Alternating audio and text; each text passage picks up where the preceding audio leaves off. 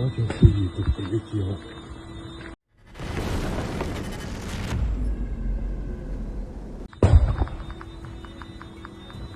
At least a dozen explosions were reported overnight, as the Beriev Aviation Scientific Technical Complex in Taganrog is attacked by Ukraine.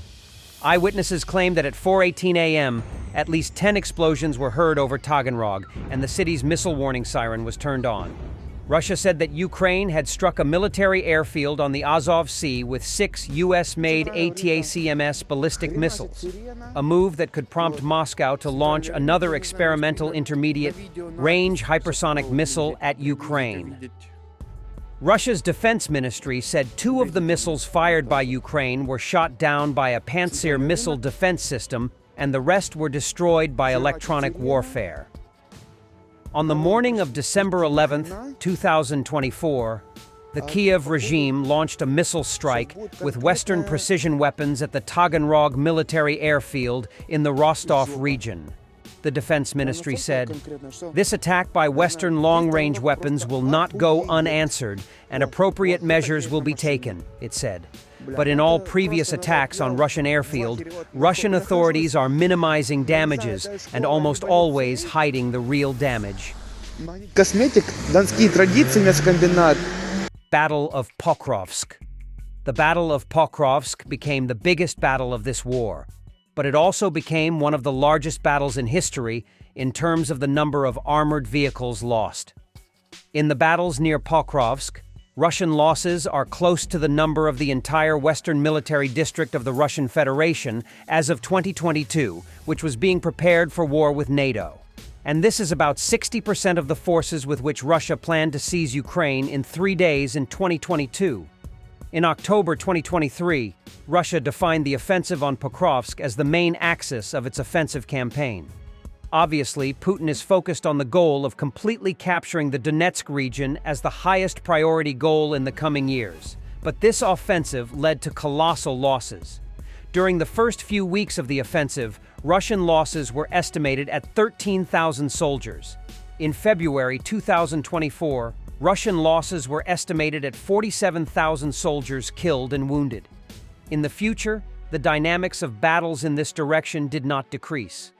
Under this dynamic, Russia's total losses for 13 months of fighting in the Pokrovsky direction amount to about 150,000 soldiers killed and wounded. This is more than Russia's losses in the battles for Bakhmut, 100,000. Only the visually confirmed losses of the Russian army during the 13 months of fighting in the Pokrov region amount to 1,800 units of armor. The real losses are even greater. How much is that? The number of Russian casualties in the Battle of Pokrovsk is close to the number of the Western Military District as of 2022, which included 3 armies: the 1st Tank Army, the 6th and 20th General Armies.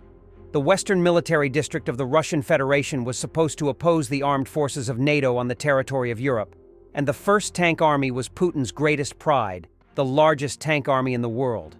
Imagine if some general proposed an offensive plan that involves the loss of 3 armies in the battles for 2 small cities with a total population of 95,000 before the war, Avdiivka and Pokrovsk.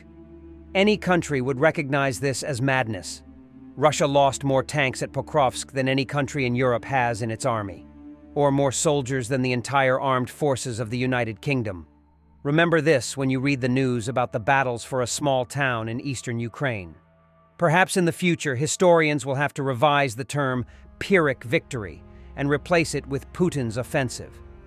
But it does not seem that Putin and his general are capable of abandoning the continuation of the offensive on Pokrovsk, no matter what the cost to the Russian army.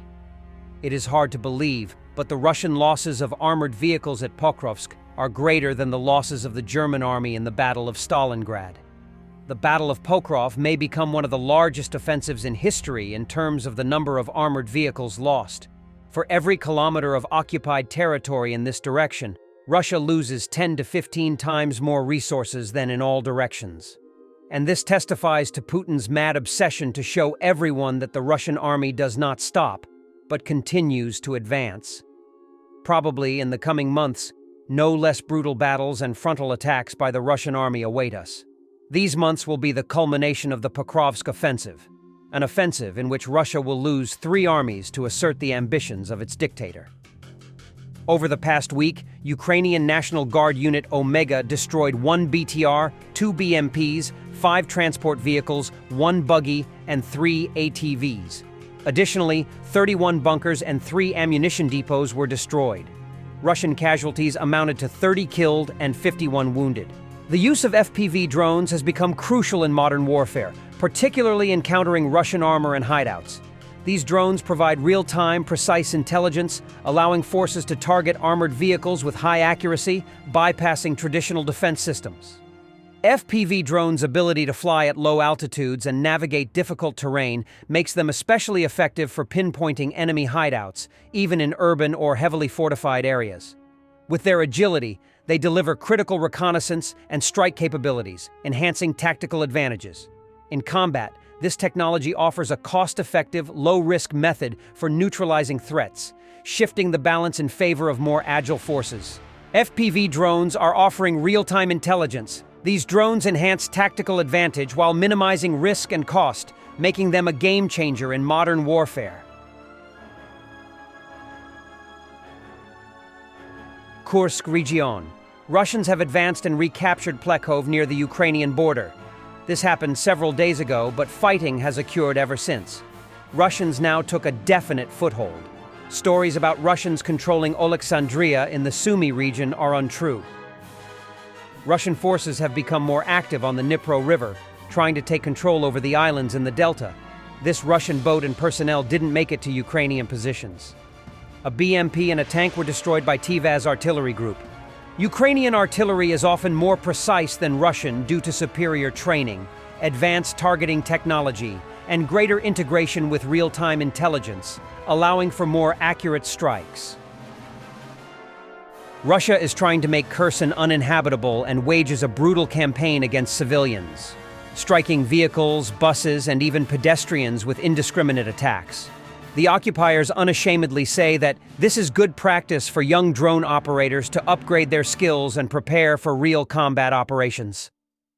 This cruel human safari has led to many Kherson residents being too afraid to leave their homes, even for basic necessities, fearing they could become the next target. Many have fled the city. Russia considers Kherson a Russian city, and yet it is under Russian attacks every single day.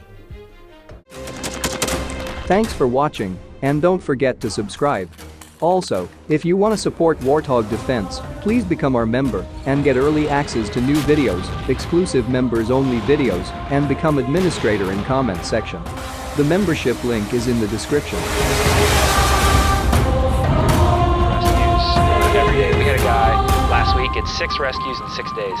You know, he's doing the job every day.